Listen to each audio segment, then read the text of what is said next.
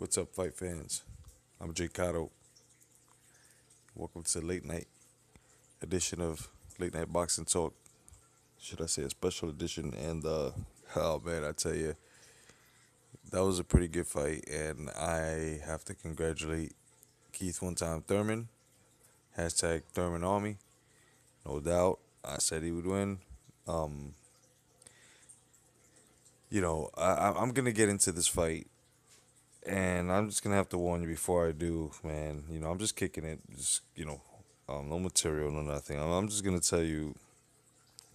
I'm gonna give you my brutal honesty, and I might just get more people unsubscribing. Whoever follows Danny Garcia, but like I said, I shoot from the hip. I've came out the gate with this shit, which is the truth. So here we go. Danny Garcia gave a pretty good fight. He gave up a pretty good fight,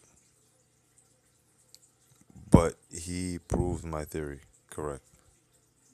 See, when you fight low pedigreed fighters, right? And then especially if you warm up with a very low pedigreed fighter, and then you take him as a warm up to go up against a guy like Keith Thurman. I mean, come on.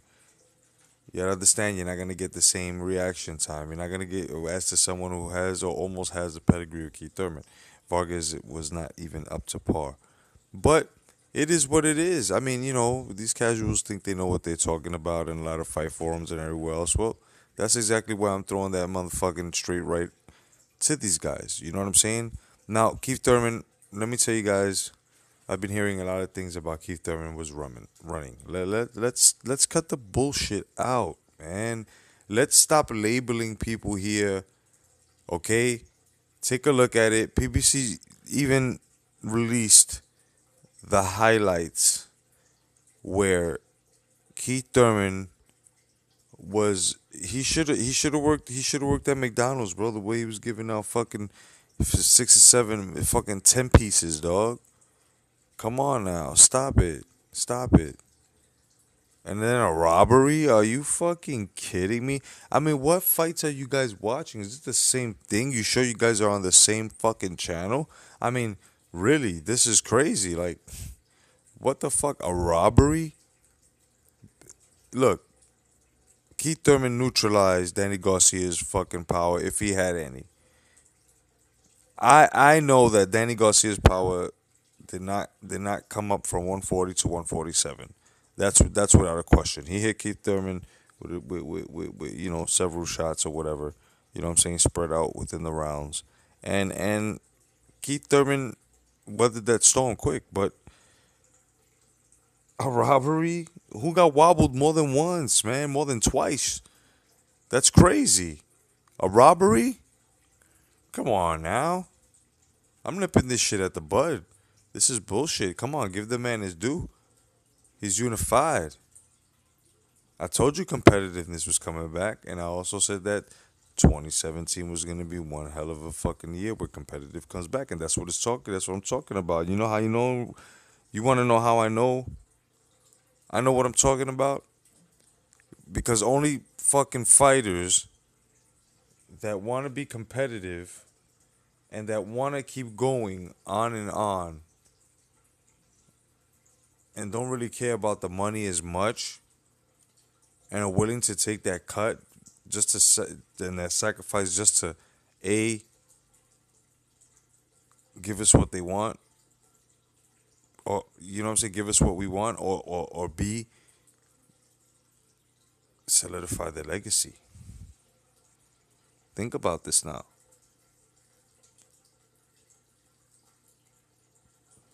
I think I have been the only channel that has been saying this for years about competitiveness coming back, and it's coming back. About the competitive fighters, and it's coming back.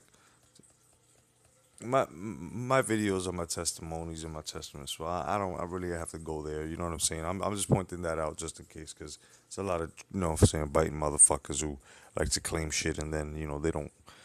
Then when you bring it out, it's like they don't even bring it up again. But it is what it is. I'm just saying, I'm happy Keith Thurman came through, okay, systematically, defeated Danny Garcia. Now, had Danny Garcia, and I'm gonna repeat this again, had Danny Garcia been fighting competitive fighters who were ranked, his mandatories, had he took a Khan 2, a Peterson 2, some, you know what I'm saying? He would have been able to throw the hands. He was responsive. Watch the fight again. He was unresponsive. He couldn't hit back. He didn't know what to do. He couldn't figure Keith Thurman out. Then he started hitting with the body combos. Okay, that was pretty cool. That was pretty cool. That's not why Keith Thurman was running. Wasn't Look, Keith Thurman came in guns blazing, and he did that to figure Danny Garcia's timing out. And when he figured out his timing, he said, "You know what? I'm gonna pick this motherfucker apart." And he basically did that. Garcia he put up a pretty good fight. Wasn't magnificent, but he did the best he could. What showed in that ring today was exactly what I said was going to happen to Danny Garcia against an elite fighter in this era. And that was that Danny Garcia, for fighting, you know what I'm saying, fighters that have a less pedigree, tarnished his own pedigree. Therefore, or should I say henceforth, when you're going up against an elite fighter, you don't know what to do because you just ain't prepared for that. High volume punches, movement. You know what I'm saying? Motherfucker thinking five, you know what I'm saying, steps ahead of you and shit. It's another level. Danny Garcia was holding that strap in the 147 division only because it was gifted. Let's not fucking kid ourselves here. Who the fuck wants to debate about this? His resume is awesome at 140. That I'll give Danny Garcia. But at 147 now, come on. And I'm not fucking chipping the kid's shoulder. I'm not doing anything like that.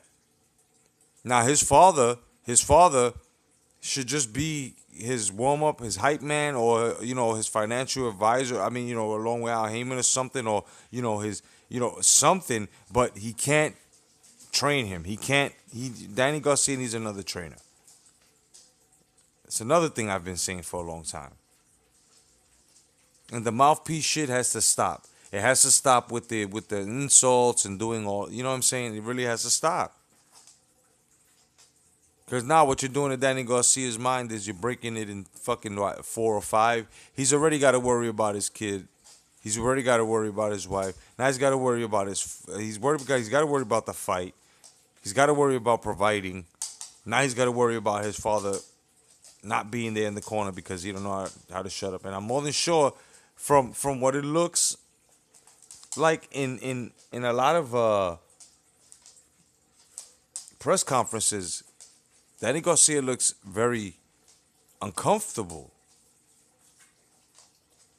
when his father starts acting up. Now, this is not a bashing of Danny Garcia. This is just pointing out the facts of why he lost as well.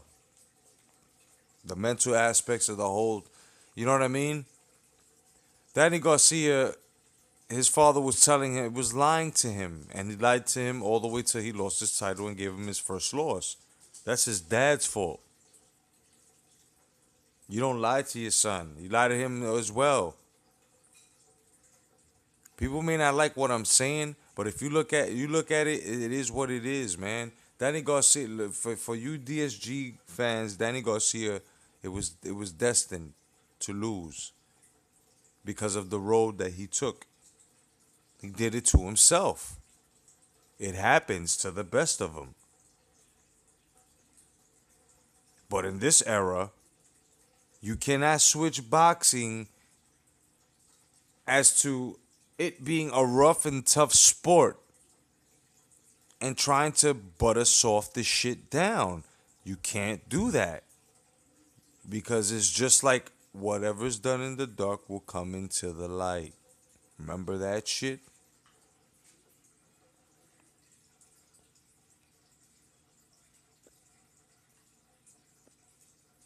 So basically, guys, Keith Thurman put up a great fight. He did a great job. He executed well. I just have to. He was fighting backwards. Now, from rounds, I have to say the middle of the ninth round all the way to the 12th. He did sort of get on his bike here and there. But what about those concussive shots that he landed within those rounds as well? You feel what I'm saying? There was also a lot of strategy where a lot of you guys don't understand that. Regardless, Danny Garcia really being a 140 fighter, but coming up to 147, and then he hydrated, he got heavier. So Keith Thurman knew this. He wasn't comfortable. Keith Thurman knew Danny Garcia was not comfortable fighting at 147, especially an elite fighter who's gonna take him all the way to them rough waters where no other fighters have ever taken him before. You feel me? This is what I'm talking about. Fighting fighters that have less pedigree, and you have a very high pedigree as to world championship status, and you lower your shit down because you're not punching or responding faster or fucking having the mechanics of having. You feel what I'm saying? Yeah, nobody's bringing the best out of you. If you're fighting someone who has less of a pedigree than you do, that's ranked 42, 47. Let's get the fuck out of here with that. This is why that bullshit needs to go out the fucking window, bounce on the concrete a couple of times, breaks its bones, then land up in the street and the fucking Mack truck comes and runs it over. You know what I'm saying? And the momentum of it getting run over, it just winds up in the middle of the motherfucking other side of the road. You know what I'm saying? Getting run over again to practically just die. You know what I'm saying? That shit has to stop with this shit with the money. That's why we fight sulkers. That remember everything you said, Angel Garcia. Remember everything you said. Because as you was riding high and talking all that shit, I hope it humbled you. That's the lesson you're supposed to learn. That you don't talk shit like that, especially if you're not the one throwing the fucking hands. And Danny Garcia, let this be a lesson to you where you don't tell people what to do or speak for you at any time or any point in your fucking career. Because this is going to go down in the history books, bro, of the sport.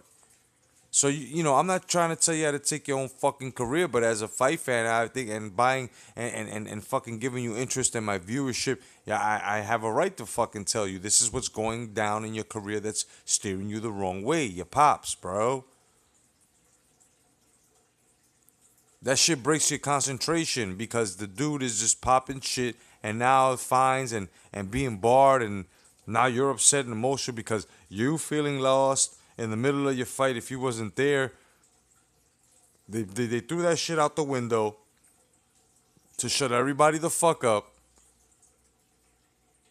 and they let Angel be there and it was all forgotten about, right? And he still lost.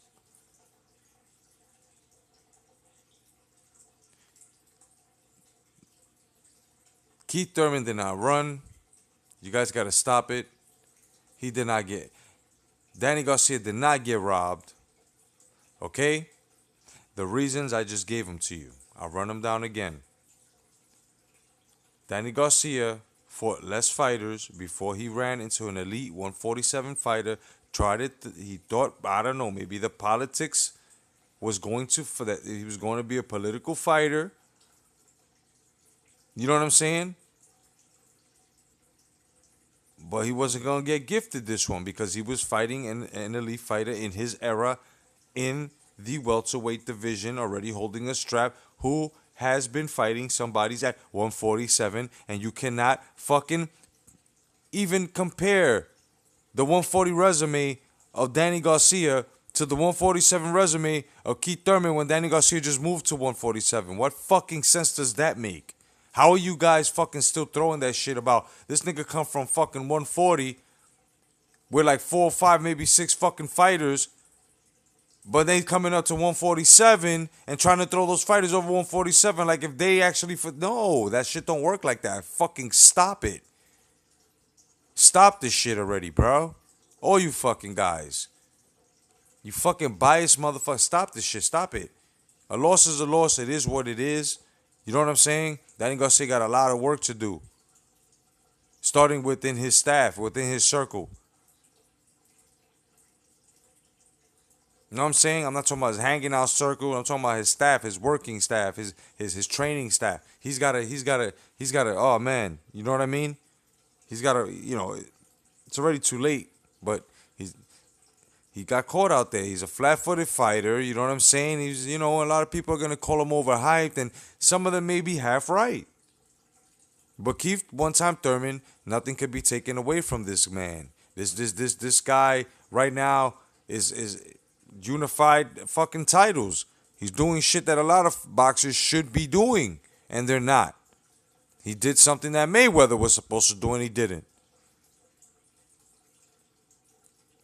So now everybody now, oh yeah, Keith Thurman's remedy is Spence Jr. because the prize fighter from Vegas said so before, and those guys that are running with that oh yeah you know that you do right you don't know Thurman's ducking Spencer.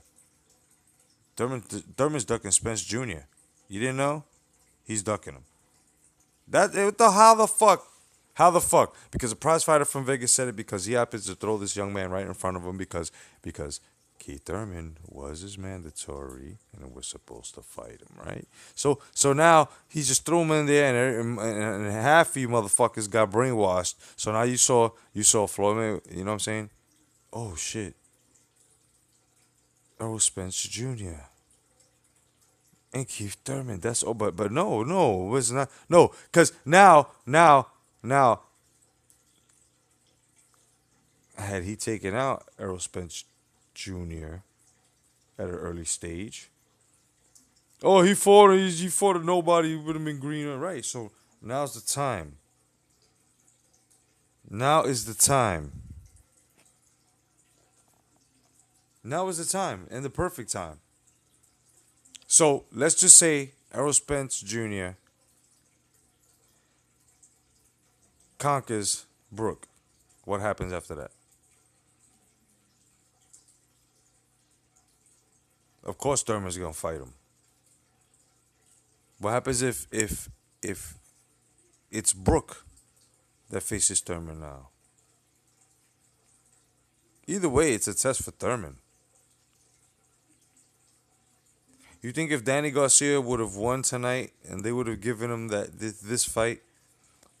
Honestly, guys, be honest with yourselves. Do you think that he would have fought either Brook or Spence, the winner of that fight? Do you think he would have taken on anybody who won that fight on?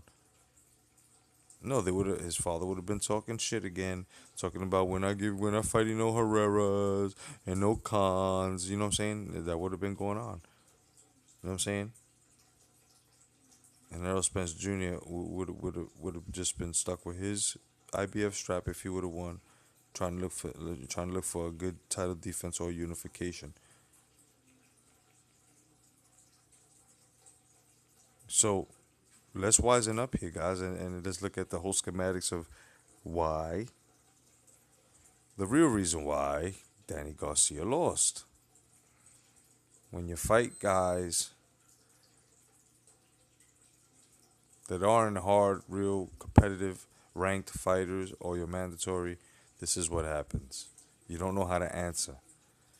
Danny Garcia tried to answer the best he could, but he was on defense all night. I don't give a fuck what anybody says. Watch the fight again. You'll see exactly what I'm saying. Thank you for joining my fight page. My name is J.COTTO. This has been your late night boxing talk, late night edition. God bless. Stay vigilant. See you on the next boxing talk. Peace.